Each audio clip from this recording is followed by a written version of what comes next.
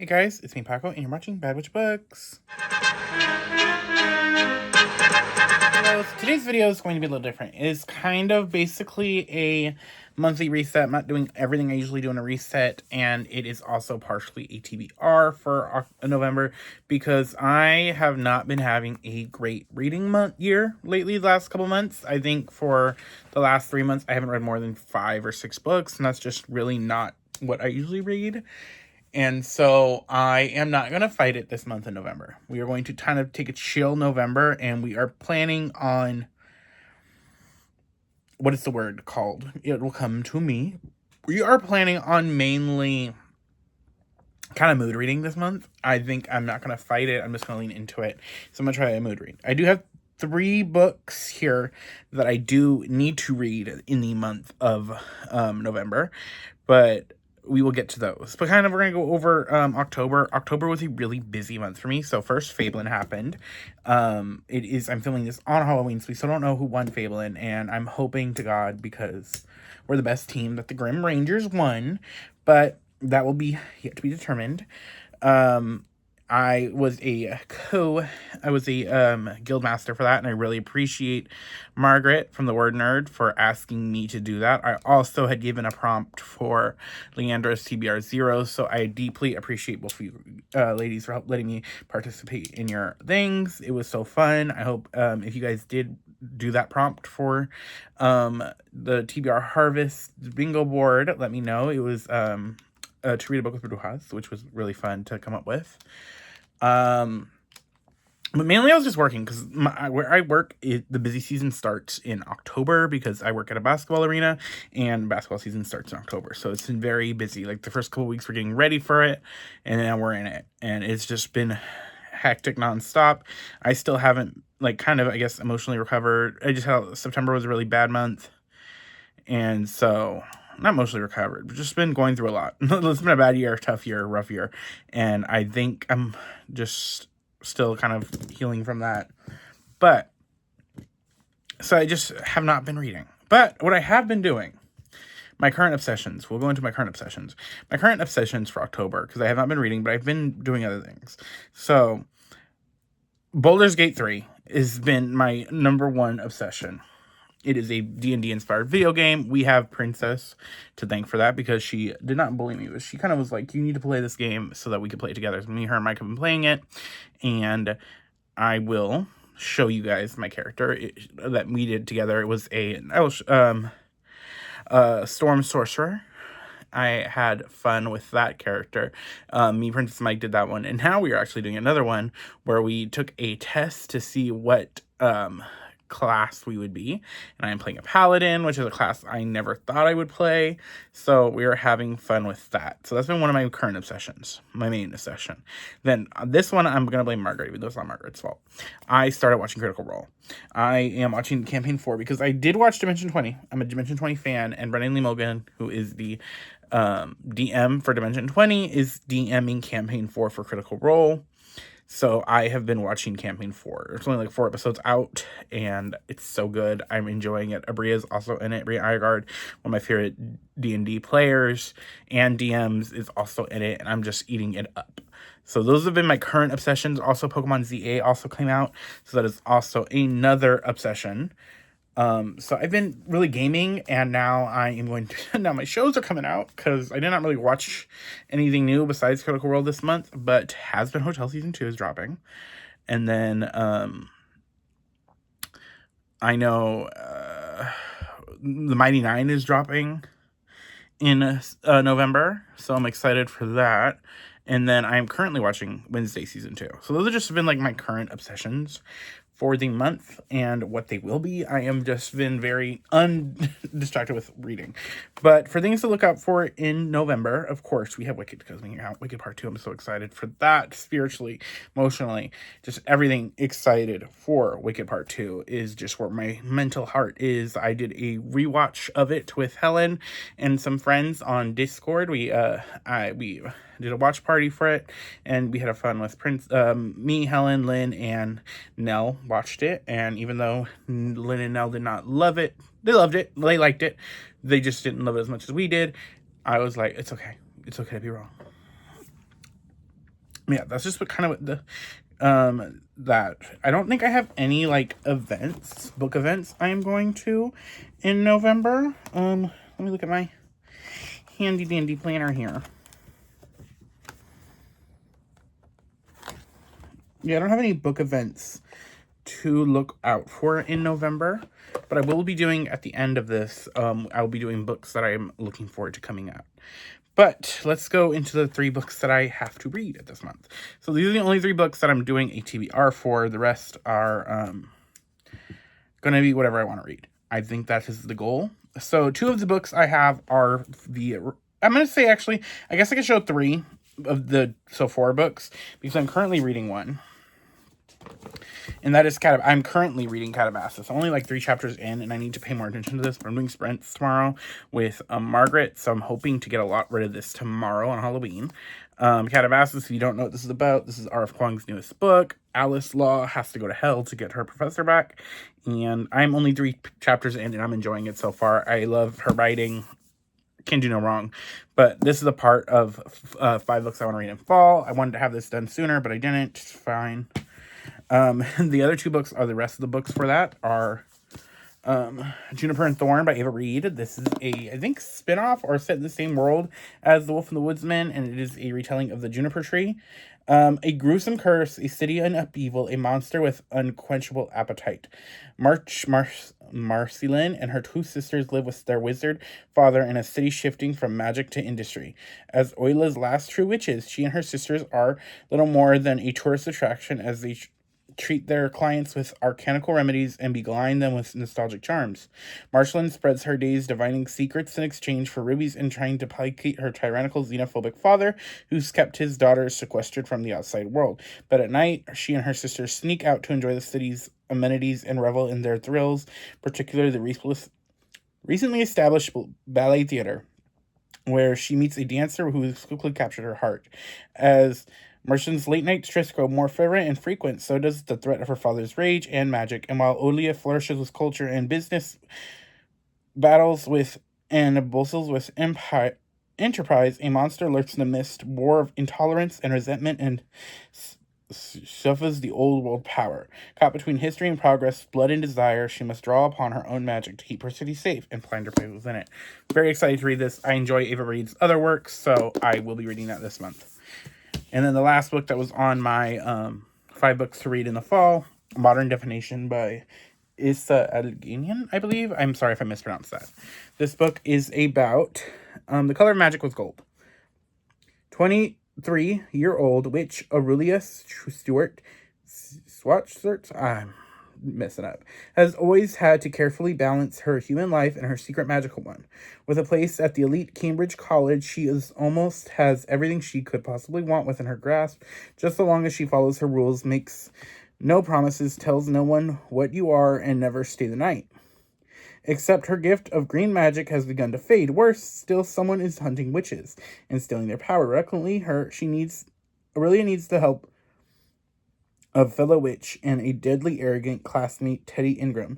Together they seek refuge amongst his family in the resource corners of an already desolate town, but as she grows close to Teddy, the power-hungry witch killer draws nearer to, and they threaten to destroy everything she holds dearly. This is witchy, enemies to lovers, takes place in Cambridge, I believe, so I'm very excited to read this. I've heard nothing but great things. So the last book is this book, I forget what it's called, I think it's like something of magic and something.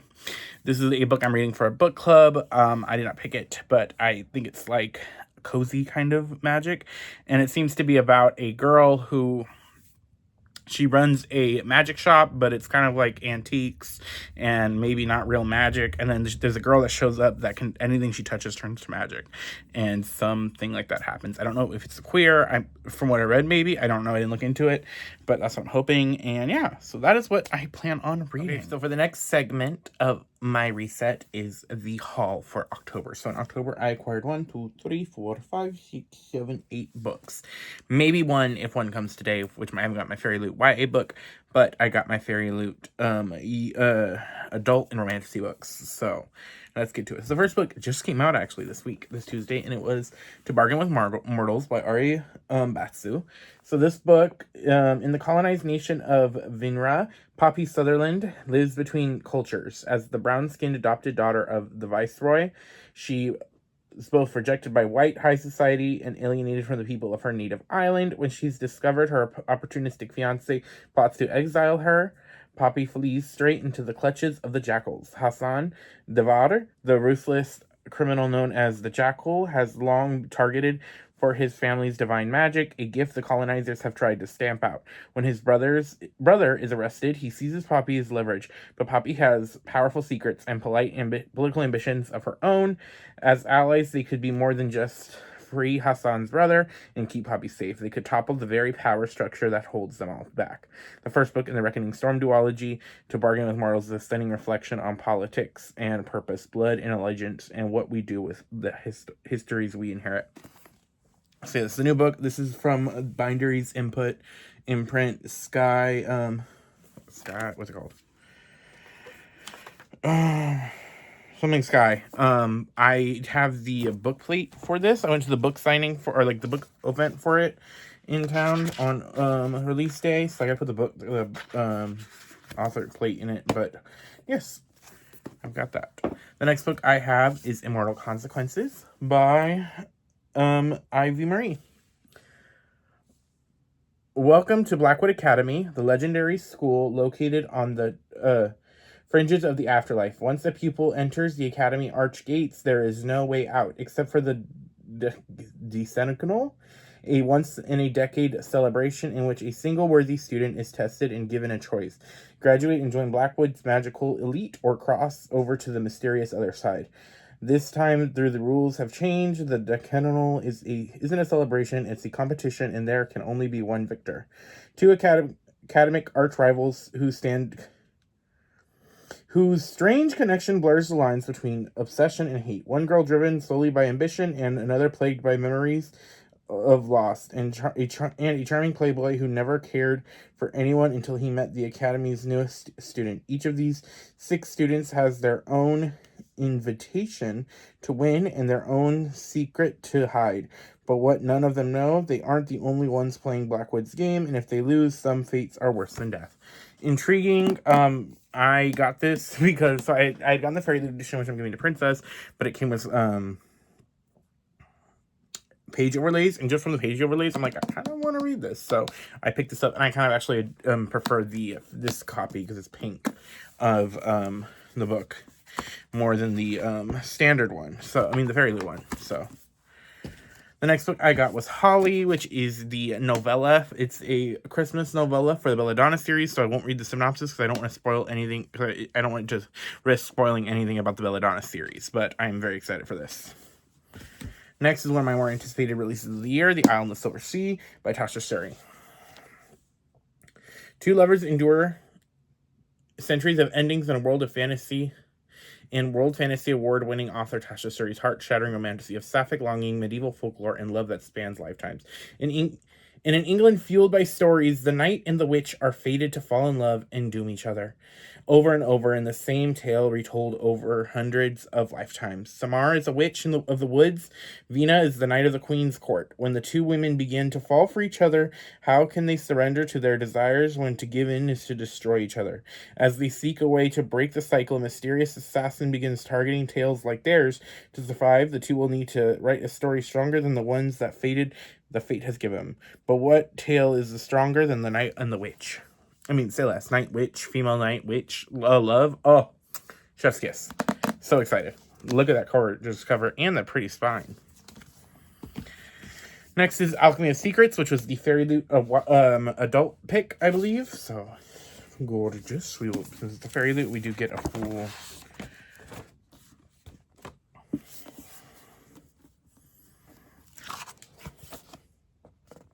boom.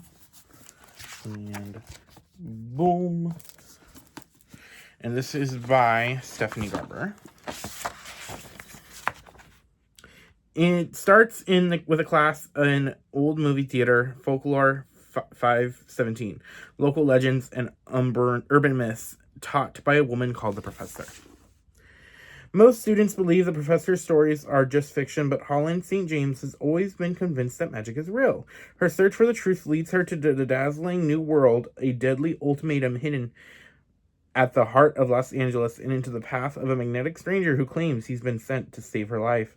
But everyone in this intoxicating new world is lying to her, even the stranger, and if she can't figure out whom to trust, their magic reality could change from a Hollywood dream to a nightmare. I am intrigued to read this because, like, I consider Stephanie Garber's books like Cotton Candy is the vibe from them, and this book, I'm wanting to have, like, a little bit of a crunch. Like, I want this to be gritty. Like, I want this to give me Ninth House vibes, and so I am intrigued to read this. I like to see if this is different from her work, and this is, I believe, her adult debut. The next book I have is Wild Reverence, which is a prequel to the, Give me a minute, it's coming to my mind. Give me a minute, it's coming to my mind. It is a prequel to...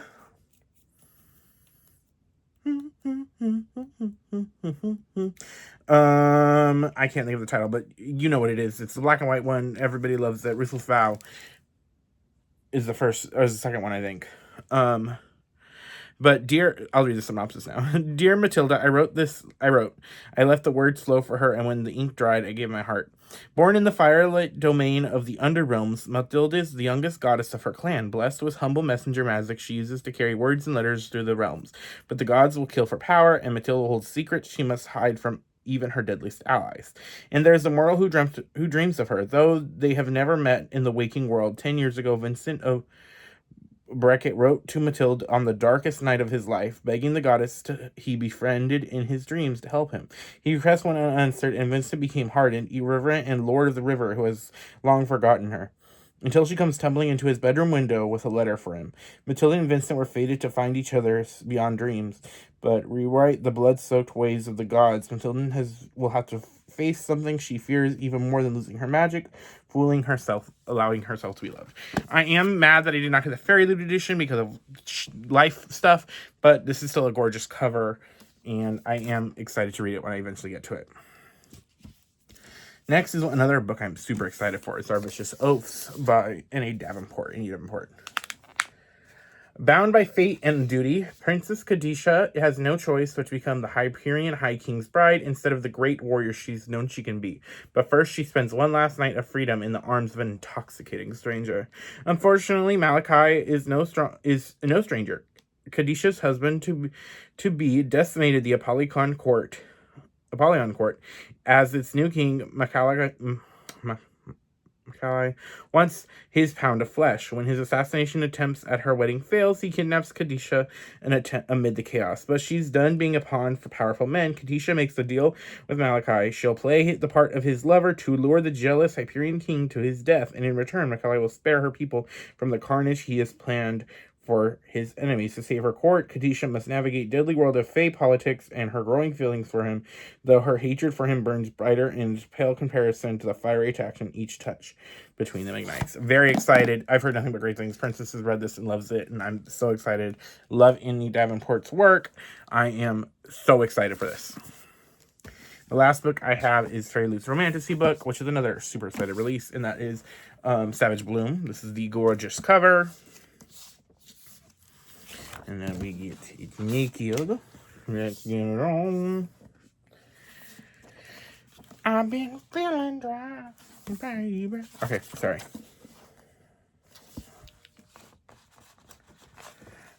Let's see. Now, what is it about? I know what it's about, but do you? No, I don't. That's why I'm reading it to you. Wuthering Heights meets the Cruel Prince in this new Celtic-inspired erotic fantasy romance from Sunday Times bestselling author F.C. Gibson. For as long as Adam can remember, the legends passed down from his world-traveling grandfather have called him to a Cumberland manor in the Highlands. His closest friend, Nicola, longs for the same adventure, as well as for Adam himself. She follows him just about anywhere, even to the remote wilds of Scotland, if it pushes the pair to surrender to their shared attraction. But when a storm strikes and surrounds them unexpectedly, Adam and Nicola find finds themselves at the mercy of the eccentric owner of the infamous house, Eileen, and her well-brooding groundskeeper, Finley. Trapped by the weather and bound by ancient fairy magic, Nicole and Adam get more than they bargained for as they become entangled in Eileen and Finley's world of mind games, deceit, and forbidden desire. As ancestral sins are unearthed, Adam and Nicola will have to reckon with the spell Eileen and Finley have cast over them, and whether or not they will even want to be free. So those are all the books I got in the month of October. So we went over my TBR, we went over the books I had, and we went over what I was doing this month. So that is basically the video. If you guys stayed this long, I appreciate it. Leave a thumbs up. Yeah, but I post new videos every Friday, and I'm going to hopefully be reading more this month. We're going to manifest that for me. But bye!